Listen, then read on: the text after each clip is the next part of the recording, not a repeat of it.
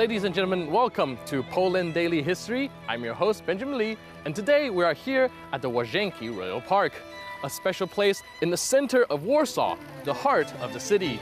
It has many historical events that transpire throughout Polish history, a lot of historical buildings and wonderful places to behold.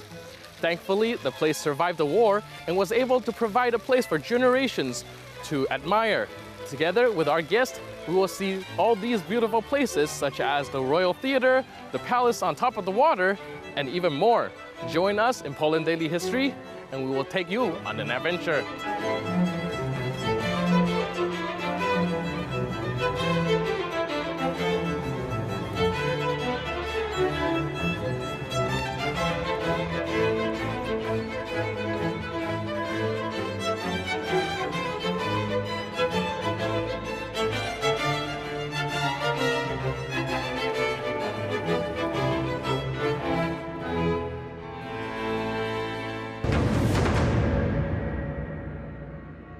If it looks like I'm having problem hiding my excitement, that's because it is. This is a very breathtaking place, and I was just wondering, where did you brought me? Like, can you tell me a little bit about this amazing place? This is a very unique place in the entire Poland. This is the oldest still functional theater in our country. Last year, the theater ended 230 years old. Its original theater, which was opened in 1788 for the King Stanislaus Augustus. The theater was designed by Domenico Merlini. Again, like I said, he was the main architect of the king. We are lucky that the theater like this is here in the Warsaw and in Poland, because this is one of a very few original wooden court royal theaters. Wooden, I mean that the walls are covered by the wood. Oh, even the walls? Yeah, they are painted to look like the marble one, but originally they are wooden. It's giving here inside the very good acoustics. Oh. What else is interesting? You can see the figures of the ancient ladies. They are also original, and there are only one which are not made of wood. They are made in stucco, but they are also original. Next interesting part of the theater is especially his ceiling with the plafond above our heads. We have here the plafond, which is depicting Apollo on his quadriga with 4 horses. And he's during the travel to the Helicon mountain, to the seat of the Muses, because Apollo was the protector of the 9 Muses which were lived in the Helicon. Right. And here the lady with the water, it's the symbol of Aurora, the goddess of the dawn. And these small angels or eroses are symbolizing the geniuses of all of the arts. And what is interesting, that the royal painter gave to the Apollo the face of King Stanislaus Augustus. So officially the Apollo is, we can say that it's a king himself. Right.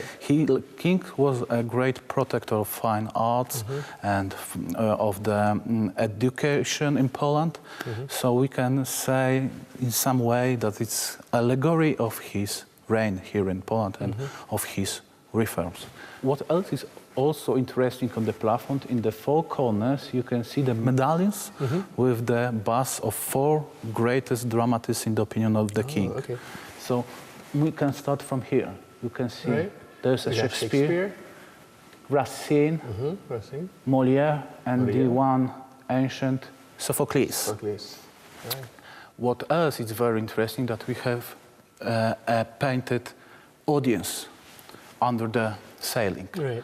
So it's some kind of probably 18th century joke, because it was very popular to bring some life in the theater by the illuminatic paintings, especially with the figures of the people.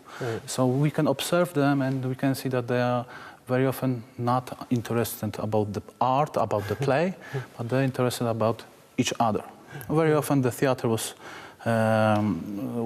treated as the place for example, court rumors. I see. And another wonderful thing, which is above the stage, which we can see, this is the cartouche, the coat of arms of the king. Right. It's separated on 4 quarters. Where on the upper left there is a symbol of Poland, white eagle in the crown. From the second side there is a knight on the horseback, so it's a symbol of the Grand Duchy of Lithuania.